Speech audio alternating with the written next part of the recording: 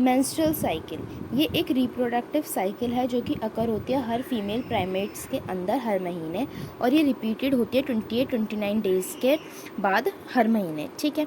और इस दौरान, इस मेंस्ट्रुअल साइकिल के दौरान जो एक ओवम होता है वो रिलीज्ड होता है, और इस टाइम पे जो यूट्रस होता है वो अपने आप को प्रिपेयर करता है फर्टिलाइजेशन के लिए। बट इन केस अगर फर्टिलाइजेशन नहीं होता तो ये ओवम रिलीज़ हो जाता है मेंसेस के साथ। अब कुछ टर्म्स के बारे में जानते हैं। पहली टर्म है हमारे पास मेंसेस।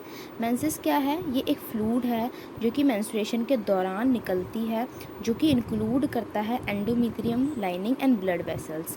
आप सभी को पता है यूट्रस की जो इनरमोस्ट लाइनिंग है वो ब्रेक डाउन होती है, तो वही है एंडोमेट्रियम लाइनिंग। तो उसका टूटना, उसका ब्रेक डाउन होना और ब्लड वेसल्स का निकलना एक फ्लूइड की फॉर्म में मेंस्ट्रुएशन के दौरान, उसी को मेंसेस कहते हैं। फिर आता है मेन आर्क। इसका मतलब होता है मेंस्ट्रुएशन का स्टार्ट होना, बिगिनिंग होना, और ये स्टार्ट होती है 11 से 12 साल की एज में। मेनोपॉज का मतलब होता है स्टॉप हो जाना मेंस्ट्रुएशन का, और ये स्टॉप होता है 45 से 48 ईयर्स के बीच में। ये वाला जो डाटा है वो ऑफकोर्स ये बात है ह्यूमन बीइंग का है, ठीक है। और टाइप ऑफ फेजेस बताएं मेंस्ट्रुअल साइकिल की, तो दो हैं, एक है ओवेरियन फेज और एक है यूट्राइन फेज। ओवेरियन फेज के अंदर आता है follicular phase, ovulatory phase, luteal phase. Uterine phase के अंदर आता है मेंस्ट्रुअल फेज, पॉलीफेट्री फेज और सिक्रेटरी फेज। ओवेरियन फेज मतलब ओवरी के अंदर जो चेंजेस हो रहे हैं इस साइकिल के दौरान, और यूट्राइन फेज के मतलब जब यूट्रस के अंदर जो चेंजेस आ रहे हैं इस साइकिल के दौरान, मेंस्ट्रुअल साइकिल के दौरान। अब बात करते हैं hormone control of menstrual cycle. तो हाइपोथैलेमस है, रिलीज़ करेगा जीएनआरएच। जीएनआरएच जो है वो एंटीरियर पिट्यूटरी जो है उस पर एक्ट करेगा, और एंटीरियर पिट्यूटरी स्टिमुलेट करेगा एफएसएच को और एलएच को। अब जो हमारा एफएसएच होता है उसके वजह से क्या होगा, जो प्राइमरी फॉलिकल होगा वो डेवलप होगा, ग्रोथ होगा ग्राफिन फॉलिकल में, और जो फॉलिकल्स हैं सिक्रीट करेंगे एस्ट्रोजन विच मेक एंडोमेट्रियम, जो कि एंडोमेट्रियम जो है वो बनाएंगे ड्यूरिंग पॉलीफेट्री फेज में।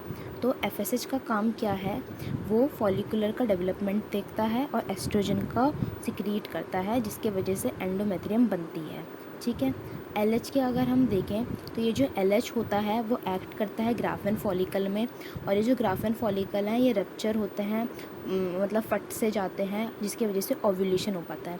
हम सभी को पता है ग्राफिन फॉलिकल जो होता है उसके अंदर हमारा एग होता है, तो वो जब रप्चर होगा तो उसमें से एग निकलेगा, तो उसी को हम ओव्यूलेशन कहते हैं। फिर उसके बाद क्या होता है, कॉर्पस ल्यूटियम फॉर्म हो जाता है ग्राफिन फॉलिकल से, और ये रिलीज़ करता है प्रोगेस्टेरॉन, जिसका काम होता है मेंटेन करना एंडोमेट्रियम को। तो एस्ट्रोजन का काम है एंडोमेट्रियम को बनाना, और प्रोगेस्टेरॉन का काम है एंडोमेट्रियम को मेंटेन करना, ठीक है।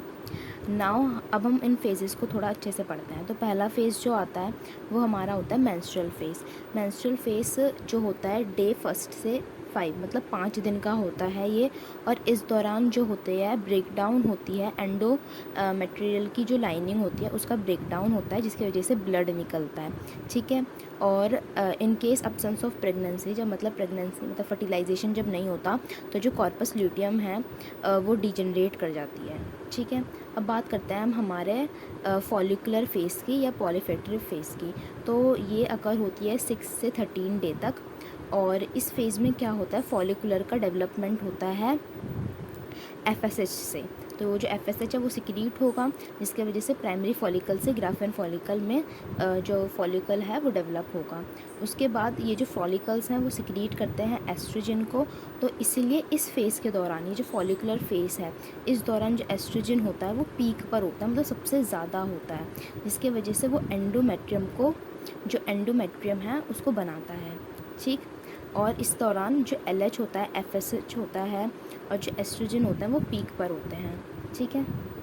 बात करते हैं ओव्यूलेटरी फेज़ की। तो ये जो ओव्यूलेटरी फेज़ है ये अकर होता है 14th डे पे, और एलएच सर्च का मतलब होता है कि जब मैक्सिमम लेवल मतलब 14th डे पे ना एलएच जो होता है वो एकदम मैक्सिमम लेवल पर होता है, तो उसी को एलएच सर्च कहते हैं। ये कॉज करता है ग्राफिन फॉलिकल को रप्चर होना, जिसके वजह से ओव्यूलेशन हो पाता है, और कॉर्पस ल्यूटियम भी इसी फेज़ में फॉर्म्ड होती है। अब बात करते हैं हम हमारी ल्यूट्रल फेज़ की और सिक्रेटरी फेज़ की। तो ये जो फेज़ है वो 15 से 28 डे में अकर होती है ओव्यूलेशन के बाद। और इस दौरान जो कॉर्पस ल्यूटियम जो प्रेजेंट होता है वो क्या करता है, सिक्रीट करता है बहुत सारा प्रोगेस्टेरॉन, जो कि मेंटेन करता है एंडोमेट्रियम को, ठीक है। और ये जो एंडोमेट्रियम है वो बहुत ज़्यादा ग्लैंडुअल बन जाता है, इसलिए इसको सिक्रीटरी फेस कहा गया है, क्योंकि इस दौरान काफ़ी सारा सिक्रीशन होता है।